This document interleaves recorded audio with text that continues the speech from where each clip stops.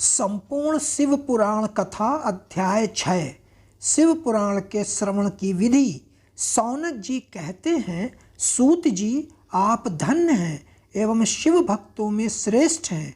हम पर कृपा कर हमें कल्याणमय शिव पुराण के श्रवण की विधि बतलाएं, जिससे सभी श्रोताओं को संपूर्ण उत्तम फल की प्राप्ति हो। सूत जी ने कहा, मुने सौनक, तुम्हें संपूर्ण फल की प्राप्ति के लिए मैं शिव पुराण की विधि सविस्तार बताता हूँ। सर्वप्रथम किसी ज्योतिषी को बुलाकर दान से संतुष्ट कर उससे कथा का शुभ मुहूर्त निकलवाना चाहिए और उसकी सूचना का संदेश सभी लोगों तक पहुँचाना चाहिए कि हमारे यहाँ शिव पुराण की कथा होने वाली है। अपने कल्याण की इच्छा रखने वालों को इसे सुनने अवश्य पधारना चाहिए।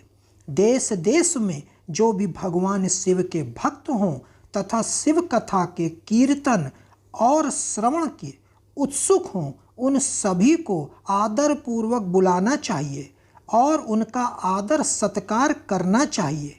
शिव पुराण सुनने के लिए मंदिर, तीर्थ, वन प्रांत अथवा घर में ही उत्तम स्थान का निर्माण करना चाहिए।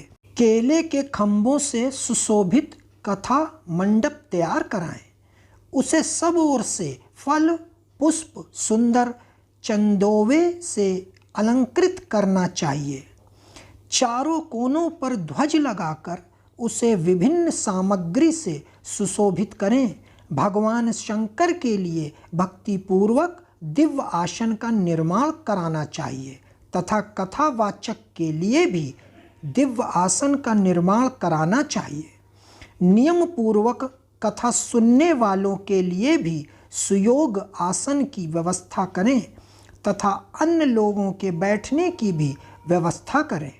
कथा बाँचने वाले विद्वान के प्रति कभी बुरी भावना न रखें।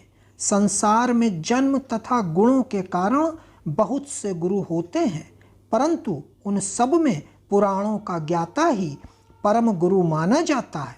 पुराण वेता पवित्र, शांत, साधु, ईर्ष्या पर विजय प्राप्त करने वाला और दयालु होना चाहिए।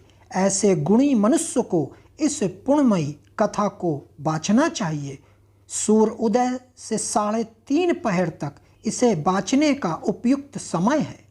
मध्यकाल में 2 घड़ी तक कथा बंद रहनी चाहिए ताकि लोग मलमूत्र का त्याग कर सकें। जिस दिन से कथा शुरू हो रही हो उससे 1 दिन पहले व्रत ग्रहण करें। कथा के दिनों में प्रातःकाल का नित्य कर्म संक्षेप में कर लेना चाहिए। वक्ता के पास उसकी सहायता हेतु एक विद्वान व्यक्ति को बैठना चाहिए, जो कि सब प्रकार के संशयों को दूर कर लोगों को समझाने में कुशल हो। कथा में आने वाले विघ्नों को दूर करने के लिए सर्वप्रथम गणेश जी का पूजन करना चाहिए। भगवान शिव व शिव पुराण की भक्ति भाव से पूजन करें। तत्पश्चात श्रोता तन मन से शुद्ध होकर आदर पूर्वक शिव पुराण की कथा सुने। जो वक्ता और श्रोता अनेक प्रकार के कर्मों से भटक रहे हों, काम आदि इच्छा विकारों से युक्त हों, वे पुण्य के भागी नहीं हो सकते। जो मनुष्य अपनी सभी चिंताओं को भूलकर कथा में मन लगाता है, उन शुद्ध बुद्धि मनुष्यों को उत्तम फल की प्राप्ति होती है। भक्तों, आगे की कथा का वर्णन अध्याय 7 में अवश्य सुने। भक्तों, आशा करता हूँ कि यह सुंदर शिव पुराण कथा आप लोगों को सुनने में अवश्य पसंद आ रही होगी। तो हमें कमेंट में ओम नमः शिवाय अवश्य लिखें और हमारे चैनल को लाइक और सब्सक्राइब करना ना भूलें। नमस्कार।